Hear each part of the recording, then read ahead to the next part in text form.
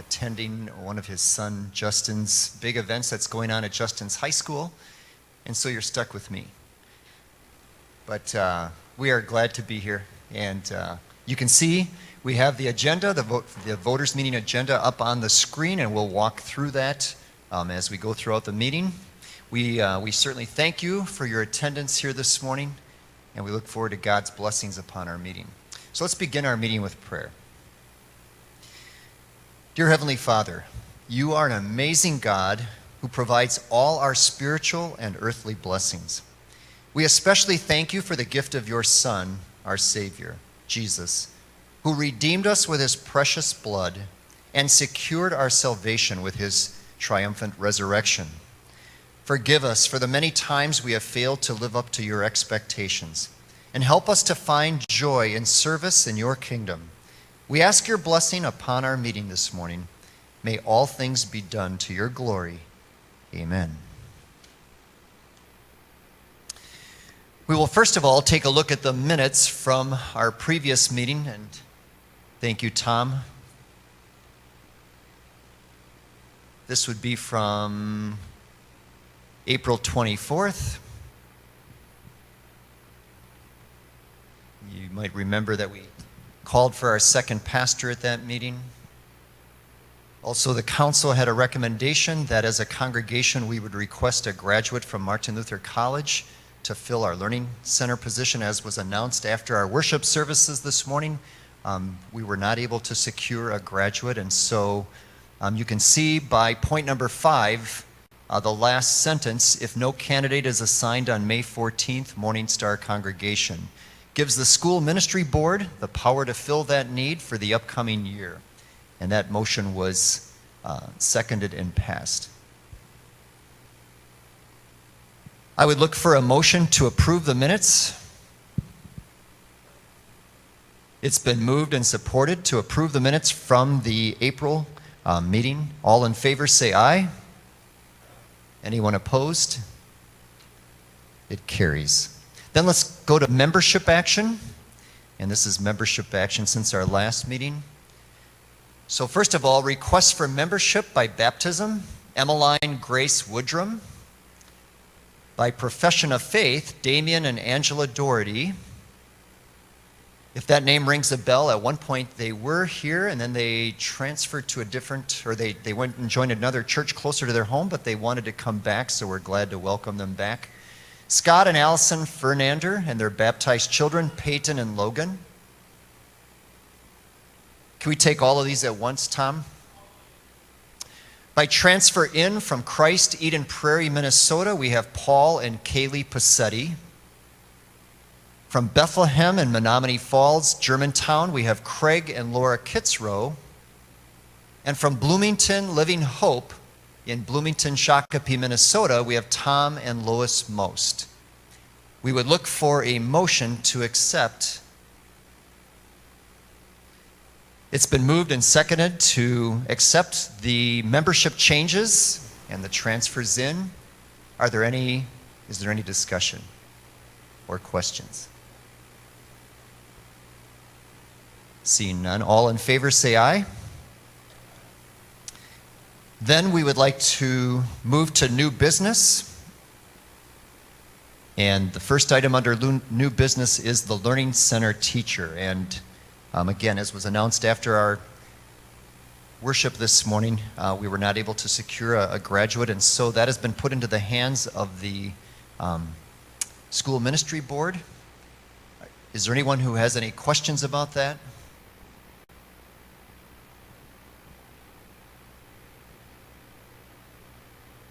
And I believe we, with full confidence, first of all, we put full confidence in that group of men that are on that serve on that board. Mark Wilson serves as the chairman.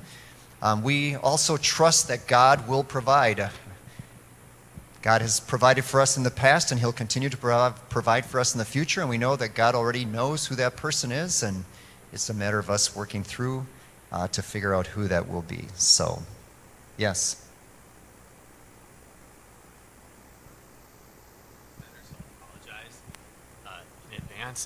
But my wife and I were just talking, and Amy Bain, who is married to Joey, she just deferred a call. She's got her MLC degree in teaching. Deferred her call because Joey, who is a Morningstar alum, KML alum, is starting seminary in Mequon. So they both just graduated from MLC.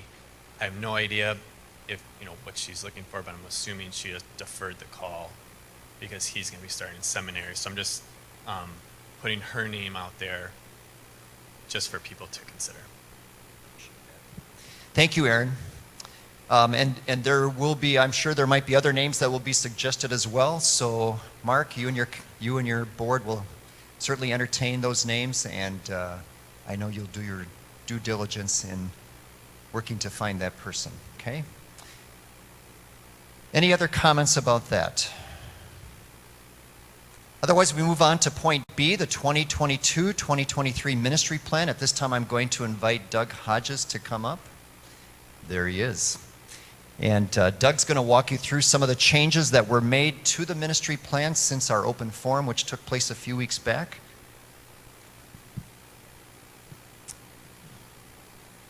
I assume you all have a copy of the plan.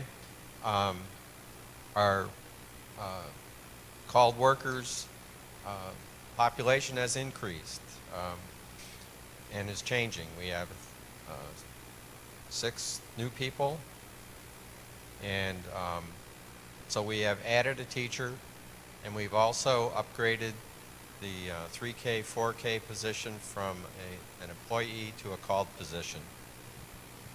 In all the called workers, we have increased the housing allowance from $11,500 to $12,500. So that's why the increases in salaries that you'll see on the people that are our current staff has gone up from the 2.5% that we showed during the proposed plan.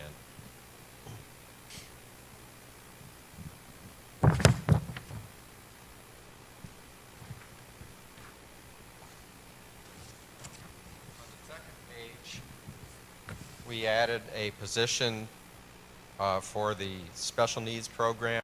So this person is called the Snsp Audit Assistant. And Laura Egglesere will be filling that position. It's just a matter of 60 hours for the year at $25 an hour. I also corrected the Social Security tax, Medicare tax, to include the employees of the Early Childhood Center.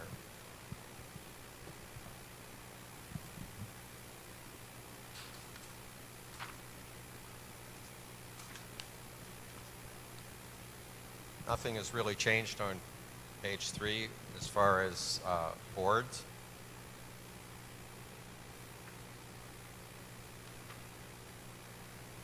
School board on page 4 did have increases in the athletics account and also in the music, where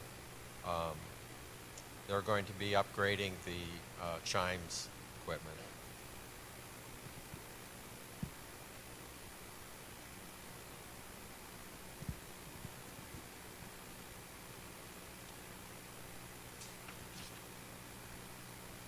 And on page 5, I simplified the Early Childhood Center accounts to be the actual accounts that we will be applying income and expenses to. The numbers have not changed from the previous plan.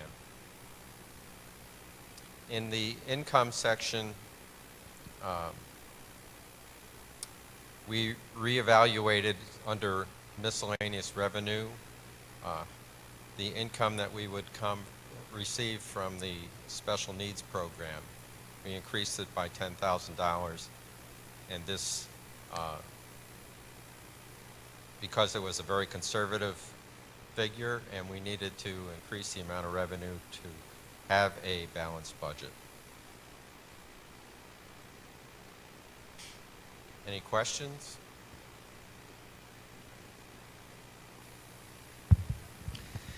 So Doug walked you through the changes that were made to the ministry plan since we had the open forum. And so if there are any questions for Doug regarding any of those changes or anything else that you see in the ministry plan, this would be the time to ask.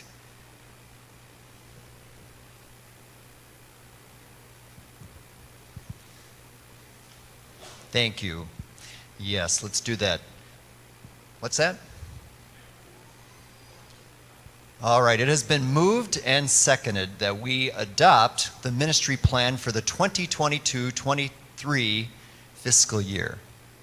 Now we can have discussion and questions. Ernie, I'm coming to you. Here, we'll talk to the mic.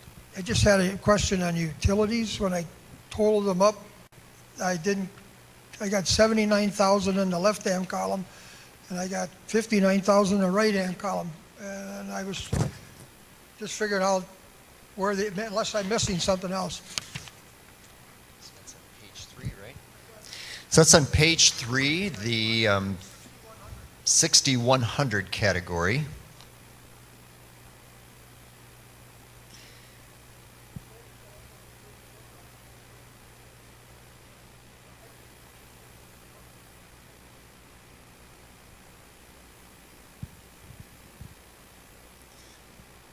And Dar is our resident mathematician, and he ditched us. Has anybody else seen that discrepancy? Yeah.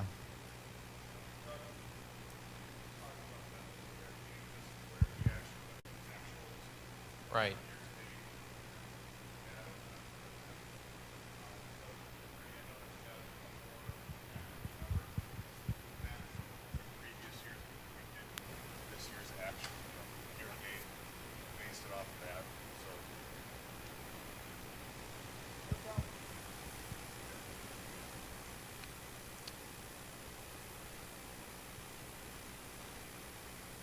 Thanks for pointing that out, Ernie. We will get that cleaned up. Are there any other questions or comments? Mike, I'll come to you.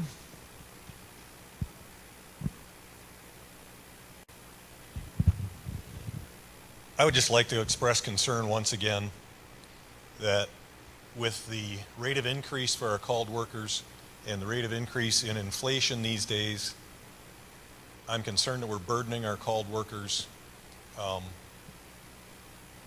in a way that we're not asking our normal members to, our lay people to.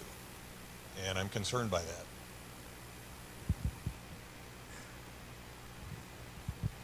Mike, thanks for sharing that, and I want you to know that we did have a healthy discussion about that at our most recent coordinating council meeting last Thursday, and it was pointed out by several members of the council. We reiterated what you had just shared and what you had shared at the open forum, and so we had a healthy discussion about that, and I think there were some who wanted to give even a larger housing allowance, and then there were others on the council that were a little bit more reserved, wondering if we could find a compromise. And that's exactly what ended up happening with the coordinating council, is we came to a compromise on that. And part of the thinking was, we've been blessed with receiving as a congregation a number of grants from the government that has really helped us with our ministry plan over the past, I think it's been the past 2 years. And I think there was maybe, with the addition of additional staff, that's going to add to our budget, as well as the transition of now adding on the Early Childhood Center. How quickly will that get to the point where it is self-sufficient? And so there was a little bit of concern about the unknowns. And Mike, I want you to know that I think everybody on the coordinating council wants to make sure we take care of our called workers. And that is certainly a big concern. We also didn't want to be, as a congregation, a position where we couldn't pay the called workers like we ran into a few years back when we had to make a teacher cut, and we didn't want to go down that path again either. So, anybody else on the coordinating council want to share any thoughts about that? Or John, you have a comment? I guess the comment that I have, I completely agree with you, Mike, in not wanting to have some of the worldly pressures of inflation that are out there, have that be a burden for our called workers. At the same time, this church is going to be going through the biggest transition I think that it's ever gone through. And there might be another one. I just can't think of what it would be. We're starting a brand new program. We're taking on a huge transition in both debt that we're taking on, as well as a new income stream that we haven't had before. So as a result, I think we've done a lot of things to make sure we're positioning ourselves conservatively towards that, but at the same time, we also need to be careful going forward to make sure that we can get through what will probably be one of these belt-tightening moments of our congregation. And so for those reasons, I'd like to be able to see our way through this period and continue to encourage our members to contribute towards that, to help ourselves through that and to rightfully compensate our workers. John, thanks for sharing that. Well said. Does anyone else have any comments or questions about anything in the ministry plan?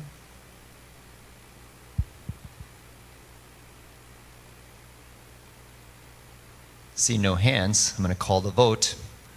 All those in favor of accepting the ministry plan with the change that was pointed out by Ernie, say aye. Aye. Anyone opposed, say aye. The motion carries.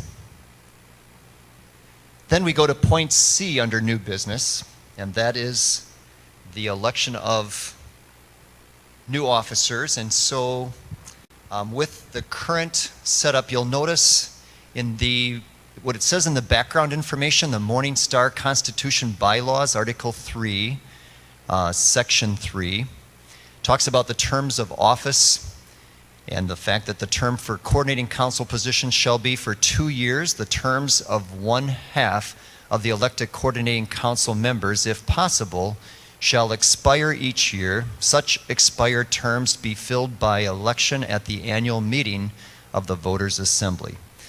The Morning Star Constitution Bylaws, Article 4, Duties of Officers, Boards, and Committees, Section 15, states, for elected positions, an attempt shall be made to find at least 2 candidates for each open position unless the incumbent is willing and eligible to serve an additional term. All candidates shall be informed in regard to the responsibilities of the office to which they have been nominated. Their consent for such candidacy shall be obtained. And so as we scroll up a little bit, you'll notice that on the current coordinating council, there are 2 gentlemen that have served 1 term, 1 2-year term, and so they are eligible to serve a 2nd term. So they were approached and asked, and that is Doug Hodges, who is currently serving as our treasurer, and Jim Grant, who is currently serving as chairman of the Outreach Board, and they both have consented to serve a 2nd term. So we certainly thank Doug and we thank Jim for their willingness to serve a 2nd term. With that being said, there are 3 positions to which those terms are going to come to an end. The first is the president position. Dar Schramm has already served 2 terms, therefore not eligible to serve another term. And then also the support board, Joel Zock has served 2 terms and not eligible to serve another term. And then yours truly has served out the balance of Randy Guzzi's term and then a 2nd term. So the 3 of us will be stepping off of the coordinating council as of June 30th. All 3 of us made an effort, as is in the bylaws, to try to reach out to a number of people to consent to have their names put on the ballot. And I want you to know that we really made an effort to try to get at least 2 people to get on to serve on the ballot or to have their names put on the ballot for each of these positions.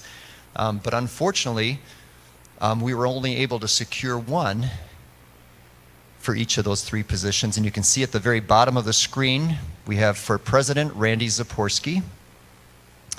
For the adult nurture chair, John Tiefel. And maybe we could just, in case we have anybody that doesn't know who these individuals are, we'll have them stand. Randy Zaporski for the position of the president. John Tiefel for the position of adult nurture chair.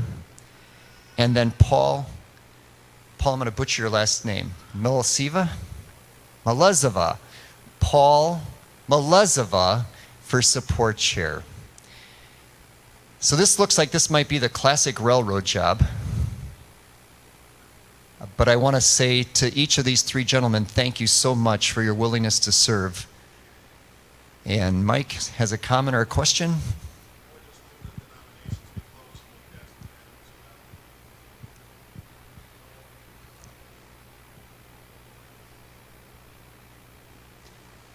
All right, you heard Mike's. All right, it has been moved and seconded that we close the nominations, that we make it a unanimous ballot for Randy Zaporski to become the president of Morning Star, for John Tiefel to become the chairman of the Adult Nurture Board, and Paul Melezova to become the support board chair. All in favor, say aye. It's unanimous. Don't have to go to the other one.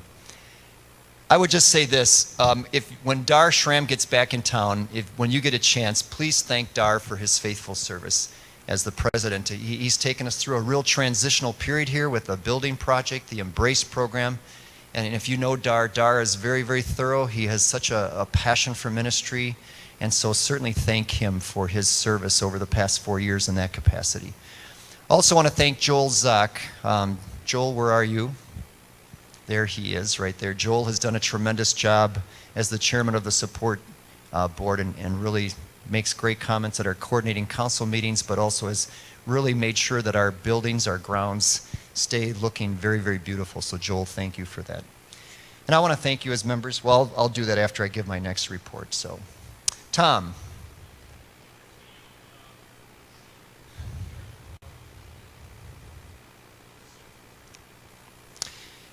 It seems like that would be appropriate. So I would entertain a motion to approve Doug's willingness to stay on as the church treasurer and Jim's willingness to stay on as the outreach chairman. So I'd look for that motion. It's been moved and supported to accept Doug Hodges and Jim Grant's willingness to stay on for a second term. All those in favor say aye. Very good. Thank you. Now what we're going to do is we're going to move into the reports, and we're going to allow the chairman of each committee that serves on the coordinating council to give a brief report or their goals for the upcoming fiscal year. And I'll get to go I'll go first, unless John, you want to take over. Okay. All right. Once you give me the mic, it's dangerous. I want to first of all, before I share my goals, I want to thank the members of our 6 subcommittees. I'm just going to identify them. We are very blessed to have some wonderful people serving in those subcommittees. For the Adult Nurture Board, it makes our work a lot easier. And I'm going to start off. New member welcome. It's been Paul's wife, Sarah, who she and her committee have served in that. You saw this morning we had another new member welcome, and it was wonderful to see 5 new families or individuals join our congregation. Sarah and her team do a wonderful job, and they're planning a new member, kind of a welcome. I don't know if it's going to be a potluck, but it's going to be some kind of meal to welcome the new members from the last 6 months to a year in August. Called Worker Care Committee, John Moldenhauer, John and his staff do a wonderful job of reaching out to our called workers. They're in the process right now of scheduling those appointments and sitting down with them individually, as well as this year they're planning to do it with all of our staff, right, John, our paid staff? And so we thank them for their work. That's really important work to make sure our called workers are being taken care of. And if they have anything that's going on in their lives that they need our support as a congregation, John's staff is going to do that. He's also going to carry out exit interviews with our 3 retiring teachers, and then also with Sherm and also with Brad, who will be moving on to new ministries. So John, thank you for your work there, please. And Paul, would you pass on my thanks to Sarah? The next group is our Shepherds group, and I want to thank Nan Trout and Phil Potratz and Bill Trubenbach for their work. These 3, every week they are willing to make phone calls, and this is not an easy thing for them to do, but they make phone calls. They reach out in love to people that maybe we haven't seen in worship, and they do a great job of keeping that list at a very minimal number. So Nan is here, I don't see Phil, I don't see Bill this morning, but thank you for your work. And if you happen to get a phone call from them, thank them for it. They're just reaching out in Christian love. Library coordinator Jan Fensky and Marlene Lober do a great job with that, and they keep our church library up and running. They're looking into new books, new materials that we can add to that, and so we thank them for their work. And then also we met recently to also try to find a key contact person who's going to be that key person for our congregation, that if ever we have people who need help, assistance, that's going to be the key person they can reach out to. So we just talked about that before this meeting. We're going to make sure that we get that up and running again. And then women's ministry, Michelle Zock does a wonderful job with that ministry, helping ladies of our congregation have Bible studies and serve the Lord. They're planning a Bible study at the park again this summer on Friday mornings. Then I'll just briefly, you see the goals that we have up there. So solicit guest Bible class presenters in September and January. You may recall last September we had Paul Wenlin from the seminary here to do his Bible study on transgender and how do we minister to them. We're looking to do the same thing again this fall in September to have a guest Bible study presenter for a Sunday morning Bible study. Effective communication of existing Bible studies. We have a lot of really wonderful Bible studies going on, but I don't think everybody knows about them. So one of the things we want to do as a board is make sure that everyone in our congregation knows what those Bible studies are, when they're available, and who's the key contact person for each one. The third one is to offer more small group Bible studies with congregational input. We've had some wonderful Bible studies in the past couple of falls, and we want to offer those again. And then the fourth one, establish greater and improved online educational presence. Pastor wants to work with a couple of key people from our congregation to make sure that we're moving forward in that area as well. So those are the goals for the Adult Nurture Board. And again, I want to just thank the congregation for giving me the privilege to serve in this capacity. It's been a wonderful experience for me, and I just want to encourage all of you to consider service here at Morning Star when you're asked to do so. So with that, I'll turn it over to Jim, who's going to talk a little bit about the Outreach Board. Good morning. So for the new year, we really need to get the website updated. We've been making slow and small incremental changes, but now what we did is, with Brian Davison's help, we reached out to one of the computer teachers at Wisco, and they're going to help us with a couple students. So we're basically going to give them the guidelines. They're going to implement what we want to see, because we just haven't had time, and we don't have people to make those changes for us. So that is still the number one priority. Social media usage and guidelines. We have a Facebook page. We do nothing with Instagram. We do nothing with many of the others. So we're sort of going to build that from scratch. We'll lean on other congregations as to how they use those things and the rules in place. Continue to add community events and connections. As some of you have probably seen, we've done we did the farmers market at Lamb's Farm every week. Last summer, thanks to George and Nan Trout and a few others. We are now part of the Greater Jackson Business Alliance. There's another meeting this week. We've got the little library now finally up and going just to the south of us here, to the east of us. If you see Eric Mills, please give him a big thank you for building that and installing it. So we're just going to continue to do what we can here in the community, and obviously we're a vastly, quickly growing community, and we want to be sort of the first church on everyone's lips. And then number 4, we just need to update some materials. Obviously now we've got the ECC coming in. We've got some old, mailers and flyers and that kind of stuff, so that's going to be a priority as well. Thank you.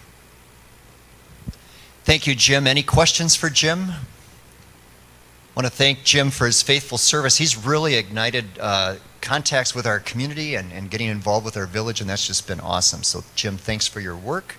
The next board is the Family Nurture Board, and Aaron Onison needed to excuse himself. He said they have some version of the WLC's version of the SBs this afternoon, and he's very involved with that. I guess he's dressing up in a tux and everything. So he had to leave, but he said, I can just quickly walk you through their goals. He said they're pretty self-explanatory. Number 1, increase fellowship opportunities during the fall semester. Number 2, to create a system for training, equipping, and encouraging Sunday school teachers. And then point A under there, evaluate our current curriculum and determine the extent to which current teachers use and understand the curriculum, research supplementary materials or resources. Number 3, plan a confirmation retreat at Camp Phillip for 7th and 8th grade confirmants, or confirmation students, I should say, for the fall of 2022. And then number 4, invite 3 speakers, 1 in the fall, 1 in the winter, 1 in the spring, to speak or lead a workshop on topics relevant to parents of teens. So those are some excellent goals that the Family Nurture Board has established for the upcoming fiscal year. Next, we will invite Mark Wilson to come up and talk about the goals of the School Ministry Board. Good morning. So for those who don't know the other members, we have Danny Bain is also on the school board, Ben Schmidt, Joe Griefkes, and then Steve Schultz are the 4 members that are with me there on the school board. Next year, we're going to have to evaluate and choose English language arts curriculum. That'll be really with the principal, the new staff. The other thing is we'll obviously be talking to them all year, but we do want to have formally quarterly check-ins with all the new teachers as well as the existing faculty, just to make sure that they have the direction and resources to excel in the teaching ministry. So as we know, tons of change going on, and we want to make sure that they're equipped. And the last one is just a staffed and operational ECC by the beginning of January 2023. Thank you, Mark. I know that board has been very, very busy with all the calls we've had this year. Mark's done an excellent job taking over the leadership of that board, so Mark, thank you for that. Next, we have the support board with Joel. Good morning. 3 basic goals of ours for this next year.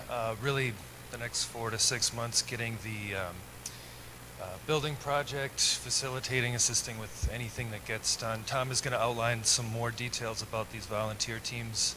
He's going to be a point person through Catalyst.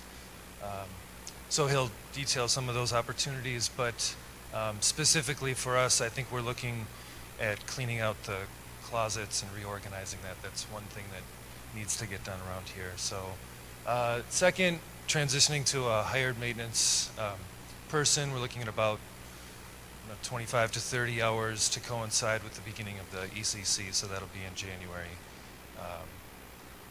And then finally, just continue to encourage online giving. We are looking for a new financial giving coordinator. Phil Potraz has served for a number of years faithfully, so that coordinator position is open to anyone who wants to help with stewardship, growth. So, thank you. Thank you, Joel, and again, thank you for your faithful service as chairman of that board for the past 4 years. And now we turn it over to Eric Roosh, who's the chairman of our worship board. Thanks, Jerry. Before we get into the goals, I do want to take some time to talk and just more so to say thank you and encourage you guys to express your gratitude with all the work that we do on the worship service side. There's a lot of people behind the scenes that makes this whole operation run, and individuals like Sue Yan getting everything ready for communion, all the flower work, all the ushers, the greeters. I know I'm missing the organists, soloists, the choirs. I mean, we spend a ton of time making sure that we are ready every single Sunday.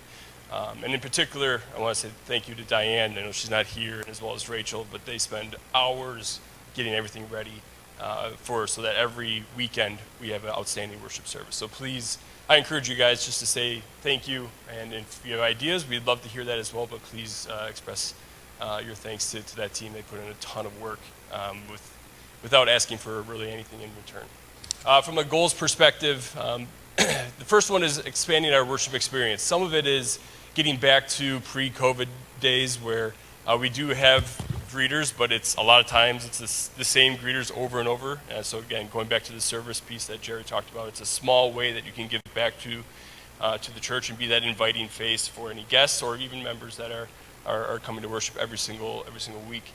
Including in that is also a new hymnal integration. You're starting to see that already, and then as we continue to go through the year next year, bring in new hymns. How can we drive this with the choirs and different ways to utilize that new hymnal? Other things as well, like the offering. The electronic giving aspect has been a huge blessing to the congregation, but when you look around and you see the plates basically empty, it kind of gives a bad feel to those that aren't part of Morningstar that may be questioning what's really going on here. Also, it's a good way to teach your younger children on giving your first fruits back. So I encourage everybody to, you still have the envelopes, there's an electronic giving portion. Please bring those back to worship so that we can teach as well as show the first fruits that we're giving to our Lord. The next one is bringing in additional bands and groups to our worship services. So in an effort to make sure that we're not getting stale or not getting mundane, we want to continue to bring in new bands, new opportunities for worship. Just like today, we may not know the words and all the melodies that go along with it, but if you actually pay attention to the words, there's different ways of doing worship is ultimately what I'm trying to say. So this is a great opportunity for us, and we're going to look at continuing to expand that here moving forward. And then finally, one of the things that we talked about in the winter, it unfortunately gets dark at 4:30, and the church, I think we can all say, could be better lit. We could find ways to make it pop when people are driving past the facility here. So that's one of the things that we're going to do, and probably work with the support board moving forward to figure out how we can actually implement something to just make the worship facility stand out, especially in the winter seasons. So that's all I had. Thank you, Eric, for that update. John, a question?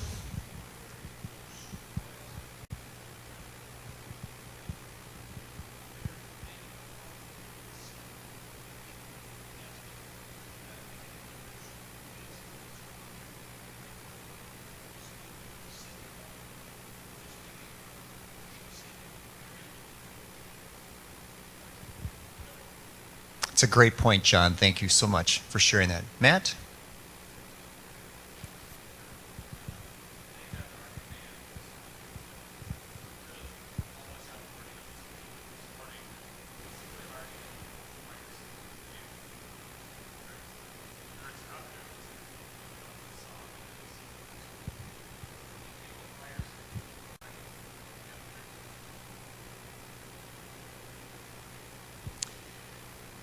Always thinking, Matt Eller. Way to go.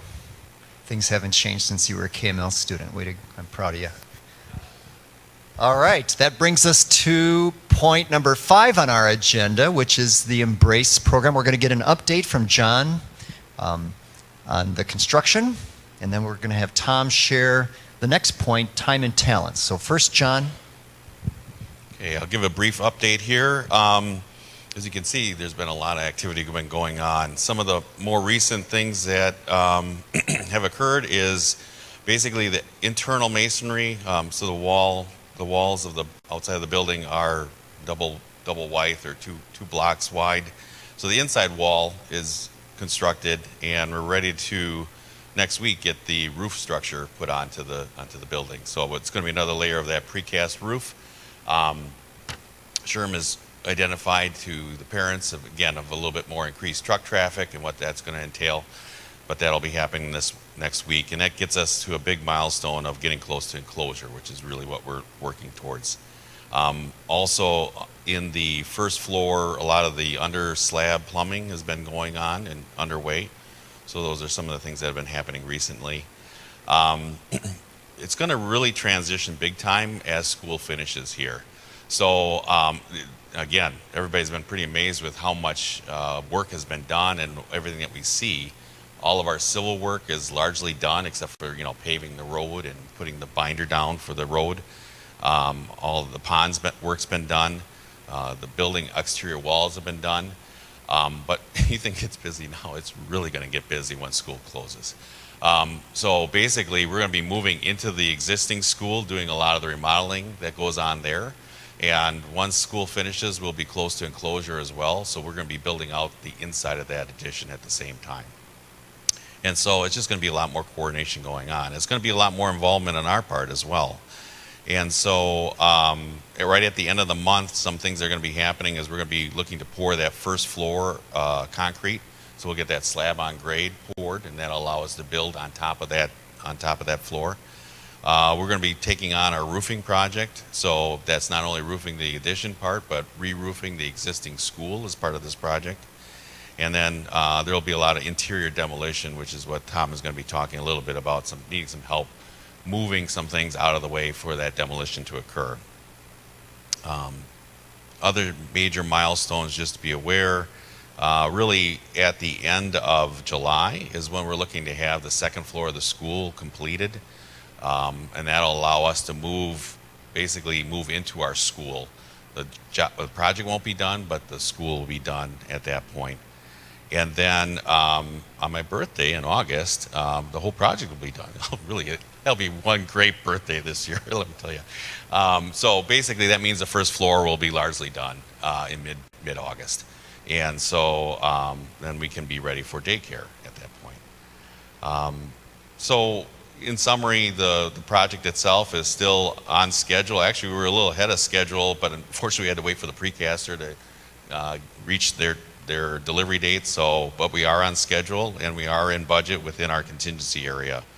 The goal of the project itself, us that are administrating it, we are trying everything we can to save costs where we can. We want to get this debt service that we're going to be taking on as low as possible, because that'll be with us for the extent of the project here, as well as try to make the old school and new school look like one school. We don't want it to be, people in the new school happy with everything shiny and bright, and the old school is the old school. We're trying to make it as best as we can transition and make it look like one school. With that, we didn't budget to remodel the old school, so we're trying to do that with light touches that have the biggest impact. So that's really one of our goals. And then the other thing I just want to talk about, which is what Tom is going to refer. Oh, I'm sorry. Budget-wise, of the 3.1 million that is under contract with Catalyst, so far we've committed or spent about $525,000 of that so far, just from a budgetary standpoint. Oops. And then lastly, I guess when it comes to the help that we're going to be needing with some of the volunteer efforts, again, this is a heavy construction project, so there's just a lot of stuff we can't do, but there is stuff that we can do. So we're going to be calling on people to help us out with that. And the thing, when people talk to me about private school and parochial school, that I share or that I love is that, yeah, I send my tax money in every year, and it goes to the public school, and it allows them to do what they do. And I love that because, we need to support our community, so there's no regrets in that whatsoever. But when I give my offerings to Morningstar, when I give my tuition to KML, that's my deliberate way to say I'm supporting that school. When I would clean the classrooms for Morningstar, that was my deliberate way to help out with this school. School means something more to people when you're all in. It's your sweat, it's your blood that's into this program. And we're going to be needing that from people, and so I hope that when we call on that, we can get people to help out. So when it comes to volunteer hours, this isn't the support board's job. This isn't the school kids' parents' job. This is Morningstar's school. This is all our school. So, it's going to be happening during summer. It's going to happen when you want to have that barbecue. It's going to be happening when you want to have that vacation. And go on vacation. Don't get me wrong. Don't cancel anything. But at the same time, it's going to be hard to get this stuff scheduled in. And unfortunately, it's going to have to happen when it's going to have to happen. The first thing we're going to need is help moving during Memorial Day weekend, and we're trying to work around that a little bit. But it's going to happen in some unfortunate times. So when we ask you to sign up, please sign up. Also, don't sign up if you just are trying to feel good about it and then don't show up. We don't want that either. We need you to come. So in that regard, please help us out. We really will need that help. But it's your school. This is your new program that everybody signed up for. So, and then along with that, I know Embrace financially ended in spring. So our, our commitment cards, all that, that program ended in spring. But we still will be paying this going forward. And as much as you can keep contributing to Embrace financially, keep contributing towards that, it will help us in the long term. Because there are going to be years where it's going to be very hard. It's going to feel hard to pay for this. And the more we can do about that now, when we have this period where we're paying only interest on this loan, is going to help us tremendously going forward. So keep that in mind, keep pushing that forward, and thank you very much. Oh, I'm sorry, is there any questions? Yeah, go ahead. Yeah. Mm-hmm.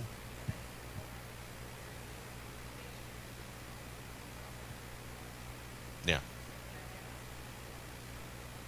Yeah. Yep.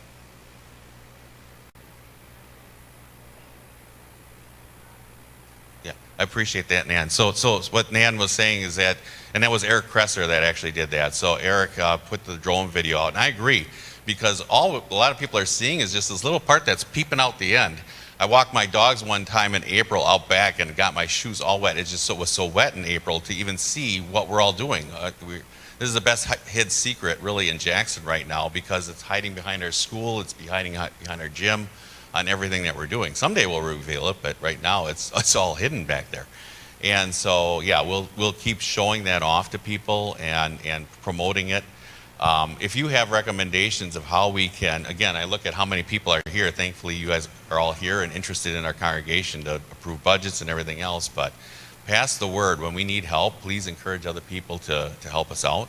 And we'll keep, thank you. If there's ways, and I've been lax on it, honestly. I've been more working on some of the details of buying things and getting things set up, and I just haven't had the time to communicate as much as I would like. But we will keep promoting this within our bulletin. If there's other means that work better, please let me know, and then I make sure we could encourage those media to be able to tell what's going on and tell what's needed.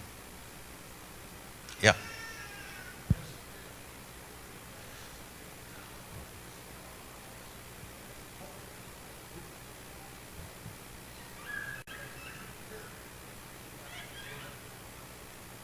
Okay.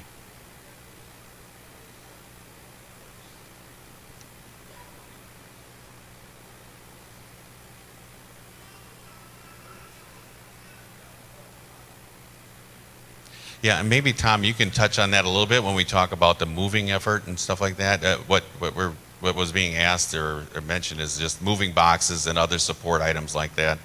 I know we've been trying to collect some of that for the teachers, because there's a lot of teachers that are moving out, new teachers moving in. So, Mike.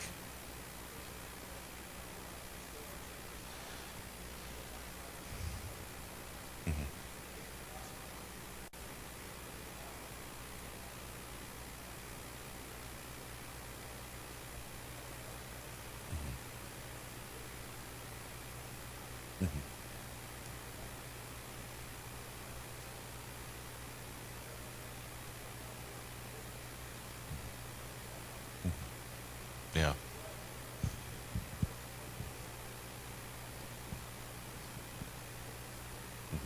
Yeah, no, that's a good point, Mike.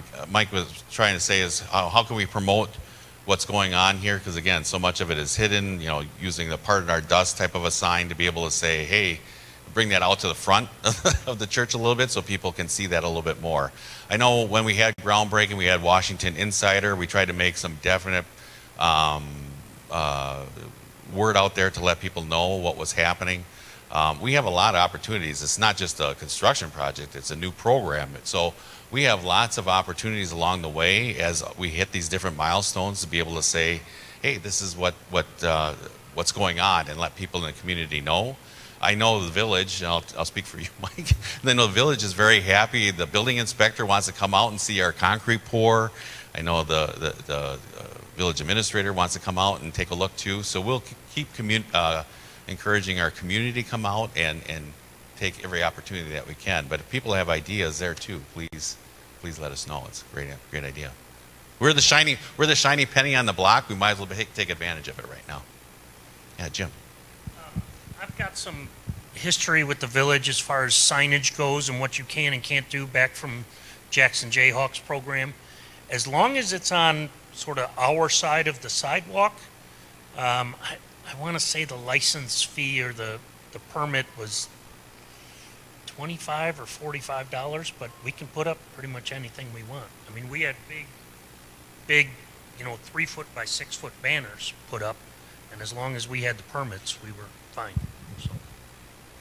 Yeah, and the other thing I can also notice is that a lot of times I know when people have been, I see in my neighborhood Facebook group, there are people, somebody's asking about daycare. I just moved in, I need daycare. And our members are doing a great job saying, hey, we've got a new program that's going to be starting at this time. So, sometimes it's not even the physical signs, it's the other things. We'll also be soliciting, just so you're aware, as we go forward, we're going to be listing a number of items that just might be more tangible items that we could help out with the program. Meaning like we're going to be needing some additional regular size refrigerators. There might be a dishwasher or a washer and dryer. We do have specific needs, so we just can't take anybody's junk, so to speak. But at the same time, if it's something that you can help out with, or it might be a way that feels a little bit more tangible, something that you would like to donate, we'll list what those things are, so you can start prepping that, and don't throw things out that we could use.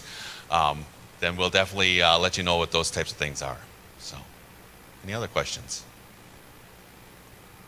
All right, Tom, or here, I'll give it back to you.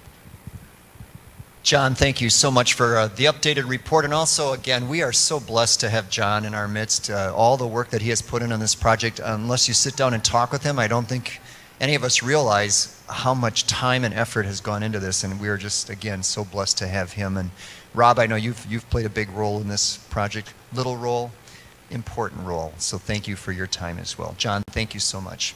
This time we're going to turn things over to Tom, who's going to talk about the time and talent service opportunities that are directly connected to the project. And John touched on those a little bit. Tom?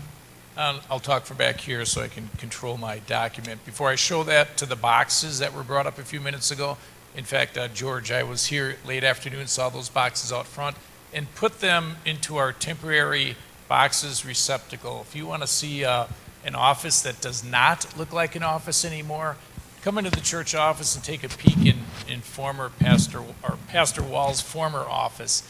It is packed with boxes, but in the very near future, we're going to be making use of that because we have a lot of moving coming up. But kind of going through a time and talents information with you, working with Catalyst, our building team. This has been kind of on the docket for some time, but recently we really kind of got at it because things are coming quickly.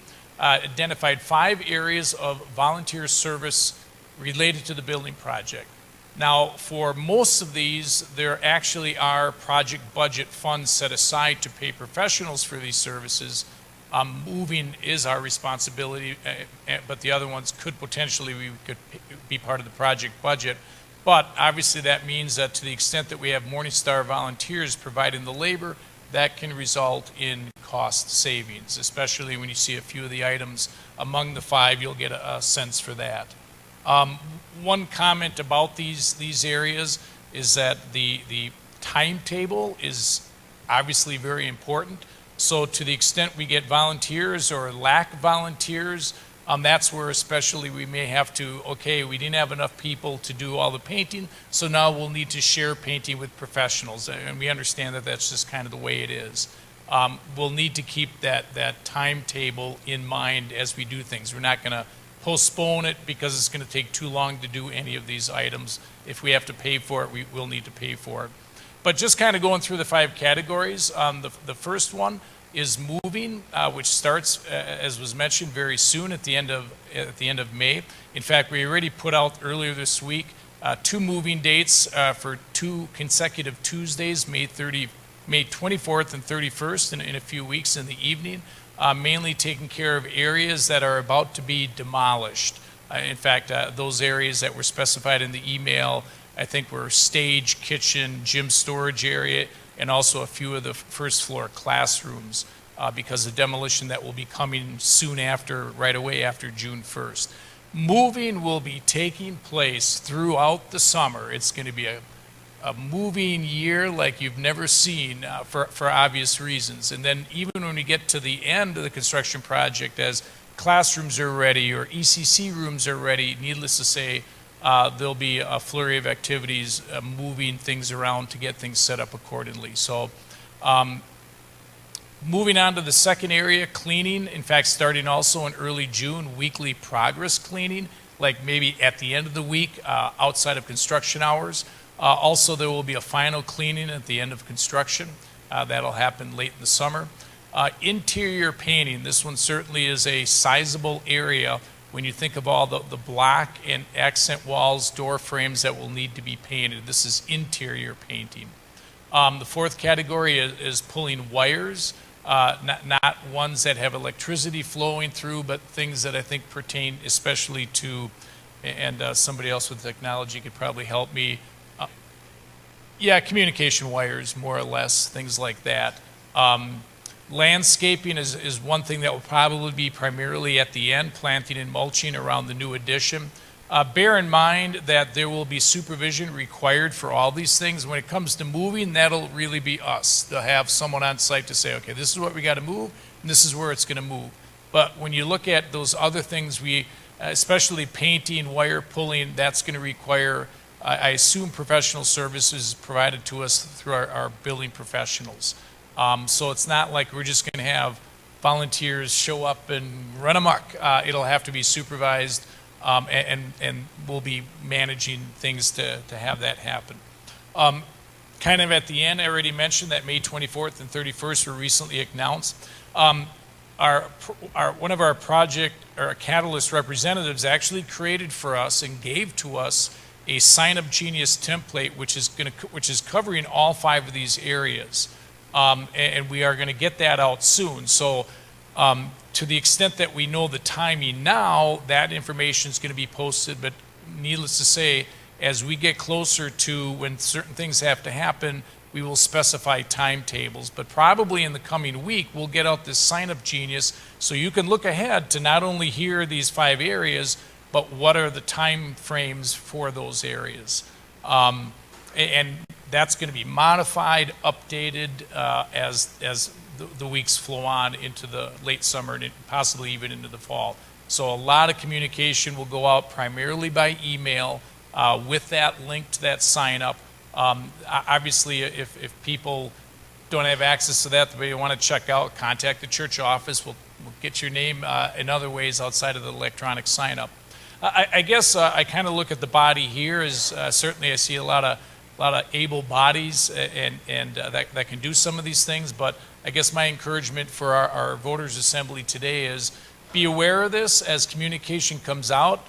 Be cheerleaders for the volunteers that we're going to need throughout the summer and even into fall. So, talk it up with people that hey, let's sign up together and, really talk it up so that we can John mentioned ownership of the project. It's a great way to enjoy serving our Lord and enjoy serving with other believers. That's a great opportunity and a great privilege to be part of that. And at the same time, for a lot of these things, especially when you if you actually want to see the inside of the construction area, that'll give you an opportunity to do that when you're painting or wire pulling or even doing the weekly cleaning. So. Any questions, comments regarding time and talents? John? The other comment I would make, sometimes when you hear moving, you're thinking, well, I'm older or I have kids, and that really doesn't apply to me. We'll have small items. I mean, in a classroom, there's little items, there's big items. Okay. So it really we'll take whatever help we can get. I think we can make that applicable in many of these cases. So let us tell you that you can't, it won't be applicable. But if you're willing to help, please help us out. All right. Are there any other questions or comments about anything regarding the new construction and the opportunities to serve our Lord? And as Tom pointed out and John both pointed out, let's be the cheerleaders. Let's be the rah-rah guys that get other people of our congregation excited to be part of this and helping out this summer. We've got a lot of work ahead of us, and more hands make shorter work. So, all right, just Two more informational items. One is yesterday Martin Luther College held both its call day service and its graduation service, and I believe two of our congregation members were part of that. Elizabeth Shanick, she graduated and received a call to teach first and second grade at our Wells Church up in Hortonville. So if you happen to see her in the next couple weeks when she's here with her family before she moves up to Hortonville, please congratulate Elizabeth. And then Joey Boehm graduated as well and will be starting at the seminary this fall in his pastor track. So I believe those are the two Morning Star members, unless somebody knows of another one. But we wish them God's richest blessings as they now continue the next chapter of their journey. Also a reminder, as we saw in the announcements at the end of the worship service, next Sunday we will have our farewell service for our three retiring teachers, Kim Zaporsky and Deb Hoff and Beth Emmerich. So we look forward to celebrating with them, rejoicing with them, and thanking them for their faithful service. So, any other announcements before we bring this to an end? All right, then I would look for a motion to adjourn.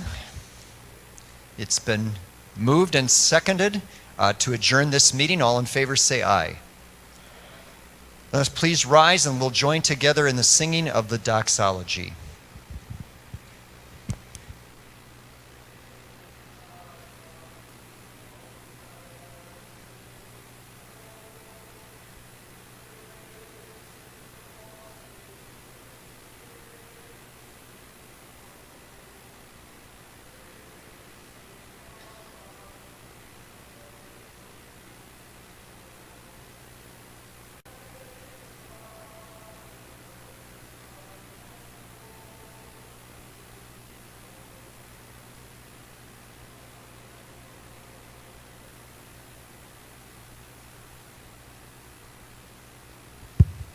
Thank you for being here for this very important meeting, and we wish all of you God's richest blessings.